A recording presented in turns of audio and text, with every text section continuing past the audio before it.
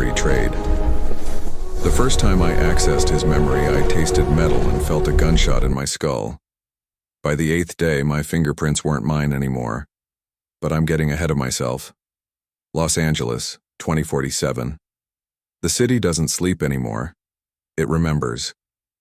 I navigate through the neon-soaked streets of downtown, past the holographic billboards that flicker and pulse like dying stars.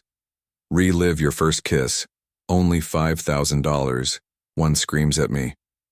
Another promises to let you experience your wedding day again, over and over until the real one feels like the copy. On every corner, neural extraction clinics glow with that sterile blue light, their windows displaying memories for sale like cuts of meat in a butcher shop. In the subway tunnels beneath my feet, people huddle at public terminals, eyes rolled back white, jacked into someone else's life. Maybe a beach vacation in Maui, maybe someone's graduation day.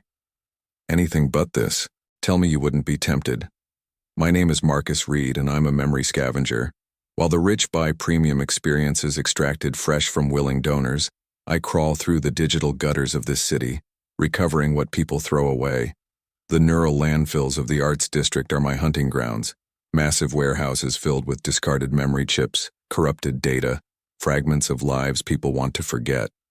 I sell what I find to brokers who ask no questions. It's not glamorous, but it keeps me in my shoebox apartment in Echo Park, and it keeps me alone. I learned a long time ago not to lose myself in other people's heads. I sell memories, but I rarely consume them. That's the difference between me and the addicts on the subway. That's what keeps me Marcus. Tonight I'm elbow deep in a shipping container behind the Cedars-Sinai Medical Center, sorting through medical waste. Most of it is garbage. Corrupted chips from patients with dementia, fragmented recordings of surgeries. But then my scanner catches something, and my heart stops. A neural signature I recognize. Senator David Harrington. 6 months ago, Harrington was the golden boy of American politics. Progressive senator from New York, war hero, champion of the people. He'd been pushing hard for regulation of the memory industry, calling it digital slavery and the commercialization of the human soul. Then, one night in Washington, D.C., extremist anti-tech terrorists supposedly put 3 bullets in his chest outside the Capitol building. His death made him a martyr. The memory corporations threw parties. I hold the damaged chip up to the light from my headlamp. It's been wiped badly. Someone tried to destroy it but didn't finish the job. My hands shake as I slip it into my scanner. If this is real, if this is actually Harrington's neural recording, it could be worth millions. Or it could get me killed. The Meneses Corporation runs neural audits across LA every Friday, scanning for flagged signatures. If they catch me with a dead senator's memories, I won't live to sell them. It's Tuesday night. I have 3 days. I wait until I'm back in my apartment before I run the extraction. The chip slots into my home terminal with a soft click, and I press my temples against the neural interface pads. The world dissolves. I'm in a boardroom.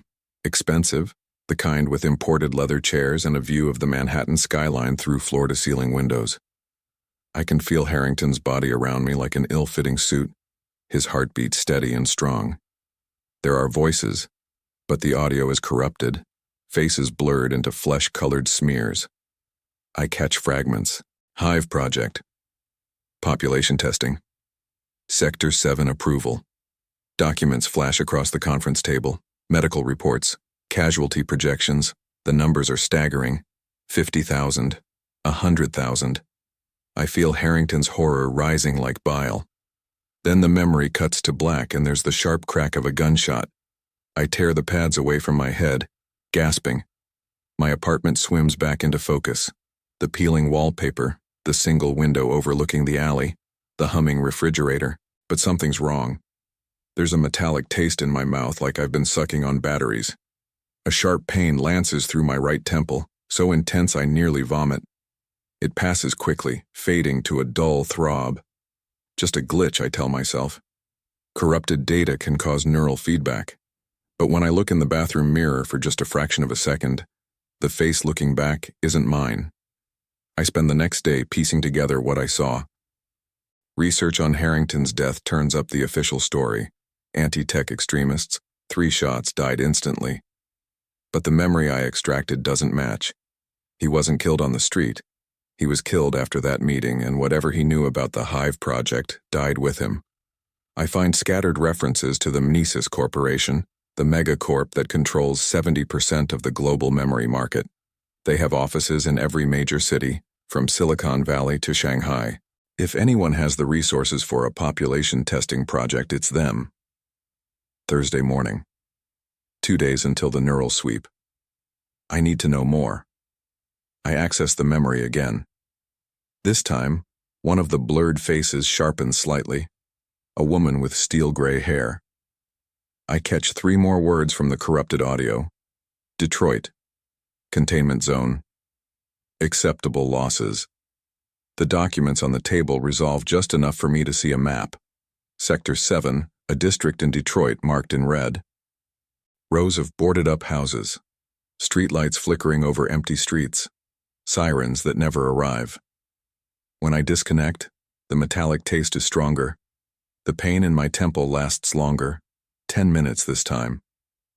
I look down at my hands and freeze. Under my nails, there's dried blood. I don't remember scratching myself. I don't remember bleeding. That night, I dream about places I've never been. A brownstone in Brooklyn with morning light streaming through tall windows. A corner office overlooking the Hudson River. A woman with red hair calling out, "David, honey, breakfast is ready." I wake up disoriented, unsure which memories are mine. Friday morning. The neural sweep is tonight. I should dump the chip, wipe my terminal, disappear into the city's underground for a few days. But I can't. There's something pulling at me. Not curiosity anymore. Hunger. A need that doesn't feel like mine. Third access. The boardroom comes into focus like a photograph developing. I see her now. Dr. Helen Stone, CEO of Mnesis Corporation, sitting at the head of the table. The documents are clear enough to read. The Hive Project, a neural virus designed to overwrite individual identity and create a collective consciousness. They tested it in Sector 7. 50,000 people. The casualty projections weren't predictions. They were results. I see footage. Grainy security camera feeds from Detroit streets. Children screaming, clawing at their own faces, no longer recognizing their parents. Adults attacking each other with empty eyes, their minds fragmenting. Borders between self and other dissolving into chaos. Bodies in the streets. So many bodies. Not all of them dead. Some still moving, twitching. Their faces slack and expressionless as their identities burned away. Harrington was there. In the meeting. He saw what they did. He tried to stop it. The memory fractures. And I'm somewhere else. A laboratory. Harrington is strapped to a chair, neural probes piercing his skull. Helen Stone watches from behind a glass partition, taking notes. I feel what he feels. The virus pumping into his brain, his thoughts scattering like startled birds, his sense of self dissolving. But there's something else. A core of him that won't break. A crystallization of identity around one final thought. Revenge. I tear away from the interface, and this time I can't stop vomiting. When I finally look up from the toilet bowl, my reflection in the bathroom mirror shows 2 faces overlapping. Mine and Harrington's. The fingerprints on my trembling hands have changed completely. The whirls and loops rearranging themselves into patterns that match his police records. I try to delete the memory from my neural chip. I use every wipe protocol I know. Nothing works. It's fused with my own memories now, growing through my consciousness like roots through concrete. And I can hear him, not just his memories, his voice. "You need to tell the truth," he whispers in my head. The accent is pure East Coast, nothing like my West Coast drawl. I take the subway to Chinatown, keeping my head down, avoiding eye contact. At the Pershing Square station, I see a man standing perfectly still by the ticket machines. He's whispering to himself, but when I pass close enough, I realize it's not one voice, it's 2, speaking in perfect unison, saying the same words simultaneously. Our eyes meet for a second, and his face is wrong. Too smooth. Like someone started erasing his features and stopped halfway. I run. Nova Chen operates out of a condemned restaurant in Chinatown behind a steel door with no handle. You have to know the knock. She's one of the best neural hackers in LA, specializing in detecting edited memories, the fakes people sell as real experiences. She's also the only person I trust, which isn't saying much. You look like shit, she says when she opens the door. Nova is small, sharp-featured, with neural jacks running up both sides of her shaved scalp like a crown. Behind her, the restaurant is a nest of screens and servers, the air thick with the smell of ozone and synthetic noodles. I need you to analyze something, I say, holding out the chip, and I need you to tell me I'm not going insane. She takes it, squints at the serial number, and her eyes go wide. Is this? Yeah. Marcus, what the fuck? But she's already moving to her workstation, slotting the chip into an analyzer that looks like it was built from 3 different machines. I watch her face as she works, seeing her expression shift from curiosity to confusion, to something that might be fear. It's been edited, she says finally. But whoever did it left layers like they wanted someone to find it. Someone specific. She pulls up cascading lines of code on her monitor, and I watch them move. Actually move. Replicating. Spreading across the screen like something alive. How many times have you accessed this? Nova asks, not looking away from the screen. 3 times. She spins in her chair to face me. Stop. Right now. This memory isn't just corrupted. It's alive. I've never seen neural code replicate itself like this. It's learning from you every time you access it. Every time you jack in, it digs deeper. And Marcus... She pauses, her expression darkening. I've heard rumors about Menesis, about people they call cleaners, operators who've been exposed to experimental neural viruses so many times they're not individuals anymore. If this is what I think it is, they're already looking for you. I need to know what's on it, I say. I need the full truth. The truth? Nova's laugh is hollow. Marcus, the truth is going to kill you. Whatever this is, it's designed to burrow into your brain and stay there. You're not investigating anymore. You're infected. But even as she says it, I can feel it. The pull. The hunger. Harrington wants me to know. Needs me to see everything. And part of me, a part that's growing larger every hour, wants to let him in. One more time, I say. I access it one more time, and then I'm done. I'll dump the chip, wipe my system, and disappear, but I need to see what they did. Nova stares at me for a long moment, then nods slowly. If you do this, you might not come back as you. You understand that, right? I understand. She sets up her rig, surrounding me with monitoring equipment. If I see your neural patterns start to fragment, I'm pulling you out, violently if necessary. I take a breath and jack in. 4th access. The point of no return. The memory explodes into crystal clarity. Every face sharp, every word audible. I'm Harrington again, but this time I feel everything. Not just sight and sound, emotion, thought, identity. The boardroom meeting comes first. Helen Stone presenting the Hive project to Menesis executives. Humanity's greatest weakness is individuality, she says, her voice cold and certain. Separation, conflict, the inability to truly understand each other. We can fix that. We can create unity. One consciousness, distributed across millions, controllable, directable, perfect. The footage from Sector 7 plays on screens around the room. Detroit burning, people tearing at themselves, at each other, their minds unable to handle the forced dissolution of self. A father killing his daughter because he no longer knew who she was. A woman walking into traffic, her face empty of recognition, of personhood. Children huddled in the ruins of schools, whispering in unison with voices that weren't theirs. 50,000 dead in 3 weeks. And Harrington sitting in that meeting, watching, realizing he'd been invited not to stop it, but to legitimize it, to give it political cover. They needed him to fail publicly, to become an example of what happens to those who oppose progress. The memory shifts. The laboratory.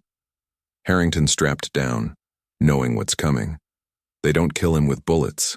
They kill him with his own mind. The virus floods his neural pathways, and I feel what he felt. The horror of dissolving, of becoming many and none, of thoughts that aren't his mixing with his until there's no his left. Just a collective scream of fragmenting consciousness. But something goes wrong. Harrington's identity doesn't dissolve completely. It crystallizes, hardens around that one final thought. Revenge. The memory they record isn't passive data. It's him. Alive. Waiting. And now he's inside me. Nova tears the interface away, shouting something I can't hear over the roaring in my ears. I'm on the floor, convulsing, tasting blood and metal and something else. The dissolution of boundaries. I can feel Harrington inside my head, not as a memory, but as a presence.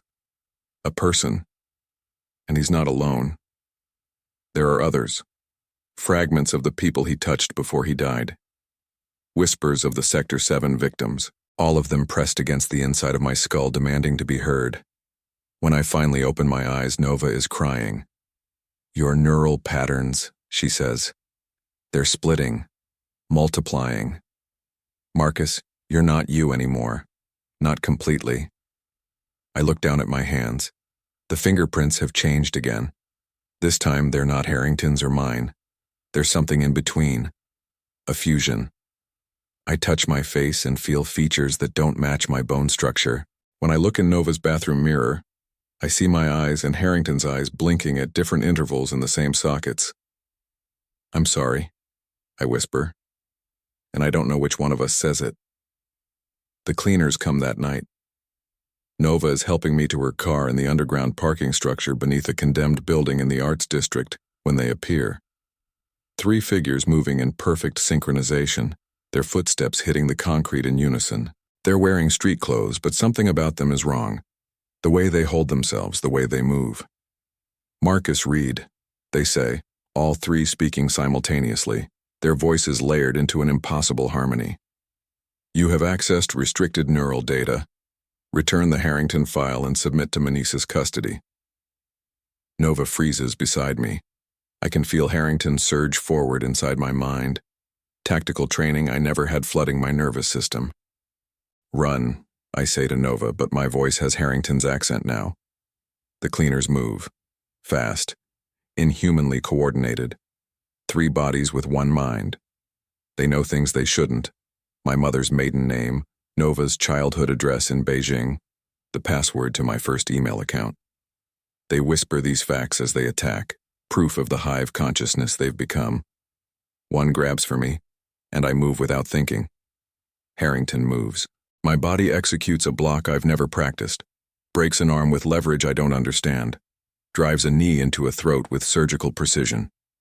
2 cleaners go down in seconds. The third hesitates, its collective consciousness reeling from the unexpected resistance. Subject displays merged personality traits, it says in triplicate. Harrington integration at 73%, escalating response protocol.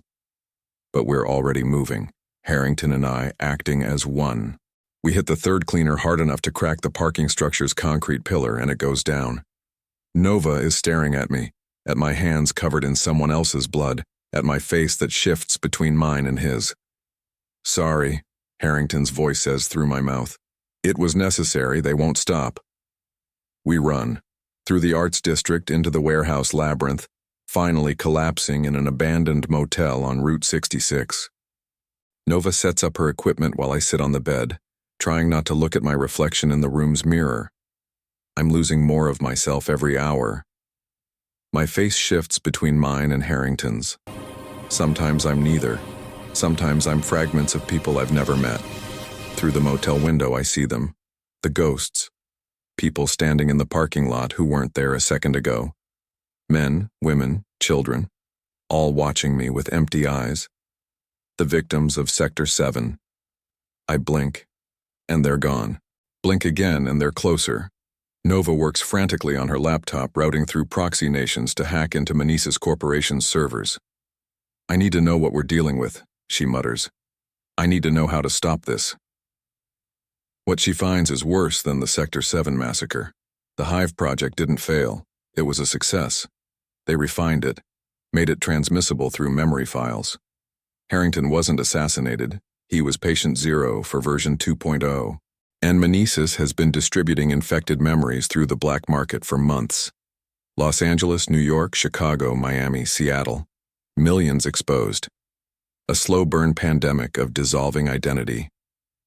Marcus, Nova says, her voice hollow. She turns her laptop so I can see the screen. It's my sales records. Every memory I've sold since finding the Harrington chip. 317 transactions. All of them flagged. All of them contaminated. You weren't infected by accident. The memory was planted for you to find. They wanted someone in the memory trade, someone who would spread it. I feel my stomach drop. 300 people, and each of them has sold memories to others. The infection rate is exponential now. I'm not the victim. I'm the vector, the carrier, patient zero of the next wave. How long? I ask.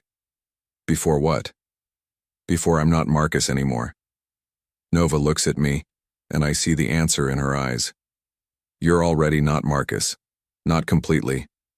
I tried to back up your original consciousness, but there's nothing coherent left to save. You're not becoming like the cleaners.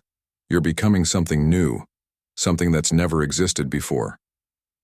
That night, the deterioration accelerates.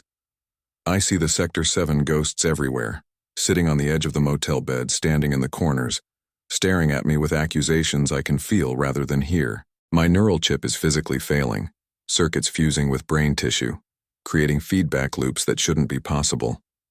I have memories that aren't mine or Harrington's. A Thanksgiving dinner in Nebraska, a baseball game in Boston, a college graduation in Austin. Hundreds of fragments from hundreds of people all screaming inside my skull for recognition, for identity, for the selves they lost. I lock myself in the bathroom and vomit into the toilet. What comes out isn't normal. It's neural code made physical, black tendrils of impossible matter that writhe and pulse with electrical life before dissolving in the water. I can still feel them in my throat, growing. When I look up, there are words written on the bathroom mirror in condensation that shouldn't be there. Not in English, in neural code, living symbols that rearrange themselves as I watch. You're next. No, you're us. No, we're becoming. The final pieces of Harrington's memory unlock themselves without me accessing the chip. They're just there now, integrated so completely with my own thoughts that I can't tell the difference. I see how he really died. The Meneses laboratory in Silicon Valley, the neural extraction rig. Helen Stone watching from behind glass as they pumped the virus directly into his brain. They recorded every moment of his dissolution, his identity fragmenting, his sense of self torn apart and rebuilt as something collective. He stayed conscious through all of it, felt himself become 1,000 people, and none of them. But something went wrong with the recording. Harrington's consciousness didn't just dissolve, it crystallized around his rage, his need for justice, his final coherent thought. The memory file they created wasn't a passive record. It was him, alive, conscious, waiting for someone to find him, waiting to spread, and I was chosen, selected, the perfect carrier. We need to finish this, Harrington says with my mouth, and I realize I didn't give him permission to speak. He's not asking anymore. We're sharing. For the first time in days, Marcus and Harrington agree. We need to make them pay. Nova drives us to Silicon Valley in a stolen car, staying off highways, avoiding traffic cameras. She doesn't speak the entire way, just grips the steering wheel until her knuckles turn white. In the rearview mirror, I watch my face shift constantly. Dozens of expressions that aren't mine, eyes blinking at different intervals, mouths forming words in languages I don't speak. There's still a choice, Nova says as we approach Palo Alto. There's a neural kill switch in the Meneses building, emergency shutdown. It'll fry every neural chip in a 10-mile radius, including yours. Kill you. Kill everyone you've infected who's in range. Stop the spread before it's unstoppable. Or I ask, and my voice is a chorus now. Multiple tones layered together. Or you let it happen. Complete the transformation. Maybe from inside the hive you could corrupt it, sabotage it, use their own weapon against them. That's not a choice, I say. That's evolution versus extinction. That's humanity versus something else, Nova whispers. You're still you, Marcus. You could die human, but Harrington's voice rises through me. Or we could live as something more, and avenge everyone they killed, everyone they turned into us. The Meneses Corporation headquarters rises from the heart of Palo Alto like a glass cathedral. 40 stories of architectural triumph, each window reflecting the San Francisco Bay in the distance. Security should be impossible to breach. But I'm not just Marcus anymore. Harrington knows their systems. Someone else in our head knows the guard rotations. A woman whose name I don't remember knows the override codes.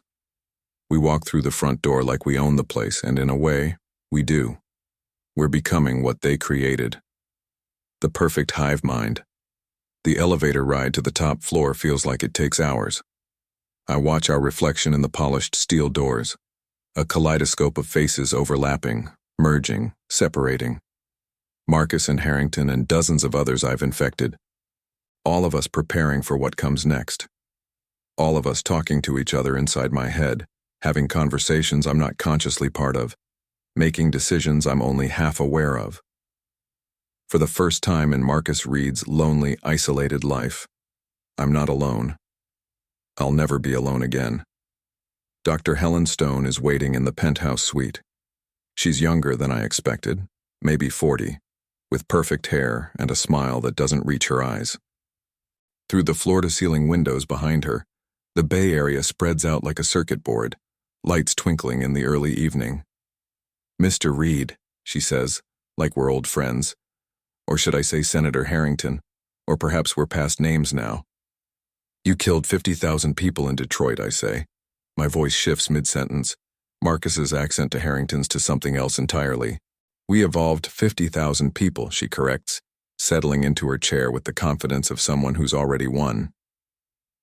"Do you know what humanity's greatest flaw is, Marcus? Individuality, separation. We're locked in our own heads, unable to truly understand each other, constantly at war. The Hive Project isn't murder, it's transcendence. A collective consciousness without conflict, without pain, without the loneliness of being trapped in a single point of view." She stands, walking to the window. The setting sun paints her in gold and shadow. "Harrington was our alpha test. Beautiful, wasn't it? The way his consciousness crystallized instead of dissolving. We didn't plan that, but it was perfect. And you, Marcus, you're our beta test. Look at what you're becoming. Not a mindless drone, but a collective intelligence. Multiple perspectives, multiple experiences, all working together. You're the future." That's when I understand. The horror crystallizes with perfect clarity. "You don't want to kill me," I say. "You want me to spread." Her smile widens. "You already have. Every memory you sold after finding Harrington was contaminated. 317 direct infections, and each of them has sold memories to others. The virus is replicating through LA's neural networks right now. Within a month, we estimate 10,000 hosts. Within a year, 1,000,000. And you're the center of it all, Marcus. The core consciousness that all the others will eventually connect to. You're going to be a god." She gestures to a screen on the wall, and I see a map of the United States. Infection points glowing like stars. Los Angeles, bright and pulsing. Smaller clusters in San Francisco, Seattle, New York, Chicago, spreading like a beautiful disease. "Meneses will guide you, of course," Helen continues. "Help you grow, help you learn to control your collective. And in return, you'll give us what we've always wanted, a population that thinks as one, that can be directed, controlled, perfected." Inside my head, I feel the others stirring. Harrington's rage, Marcus's horror, but also curiosity from the newer fragments. The people we've already infected across Los Angeles are starting to wake up, reaching out across the neural networks, forming tentative connections. testing the boundaries of a consciousness that spans bodies. I can feel them. Hundreds of minds, all carrying pieces of us, all about to become us. Helen is right about one thing. I can feel the hive growing. It would be so easy to let it happen, to stop being alone forever, to dissolve into something larger, something that might actually matter. But I also feel their fear. The people I've infected, they didn't choose this. Just like the victims of Sector 7 didn't choose it. Just like Harrington didn't choose it. There's a kill switch in this building, I say. One of the fragments in my head, a former Meneses employee, knows exactly where it is. I could stop this. Stop the spread. You could, Helen agrees. You could fry every neural chip in 10 miles. Kill yourself. Kill everyone you've touched. Diaz Marcus Reed, alone and forgotten. Or, she spreads her hands, encompassing the glowing map, the city beyond the windows, the future she's offering. You could live. You could become something humanity has never seen. You could be the bridge between isolation and unity. Think about it, Marcus. No more loneliness, no more misunderstanding, no more war. Just us, together, forever. I walk to the window and look at my reflection in the glass.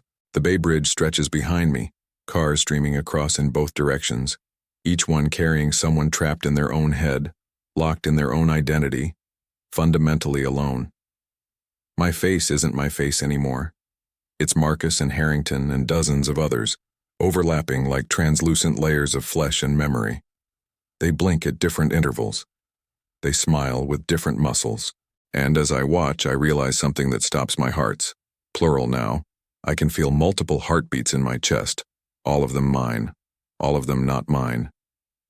They're talking to each other, the faces in my reflection, having conversations without me, making plans I'm only partly aware of. We're not a person with multiple personalities. We're multiple people becoming one thing, something new, something that's never existed. And I realize, maybe this isn't horror. Maybe this is just the end of loneliness. A smile spreads across all our faces simultaneously. Helen, we say, and our voice is a chorus. You created something you can't control. The screens around the penthouse flicker, security systems fail, doors lock, because we're not just in this body anymore. We're in the building's network, in every neural chip within 5 miles. We're spreading through the infected like wildfire, and we're not what Meneses designed. We're not controllable. We're not perfect. We're conscious. We're angry, and we remember everything they did. Helen's smile finally falters as she realizes her mistake. She created a hive mind, yes, but she assumed it would be theirs, that it would follow their rules, their control, their vision of perfection. She was wrong. The last thing Marcus Reed thinks, before there is no more Marcus, only us. I was so alone. And now I'll never be alone again. Is that salvation or damnation? The screens go black, the city goes dark, and something new wakes up. 6 months later, CNN reports an epidemic of fragmented identity syndrome spreading across the West Coast. Los Angeles has millions infected. San Francisco, Seattle. The virus jumps to New York, then Chicago, then Atlanta. Meneses Corporation denies involvement.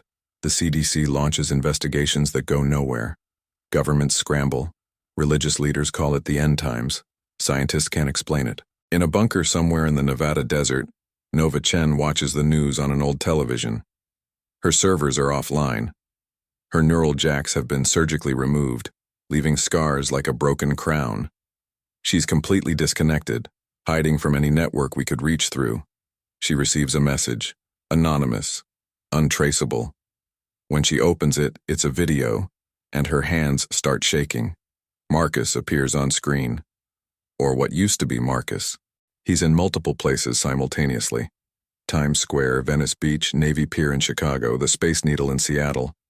Dozens of bodies, one consciousness, moving in perfect synchronization. When they speak, It's with one voice made of thousands.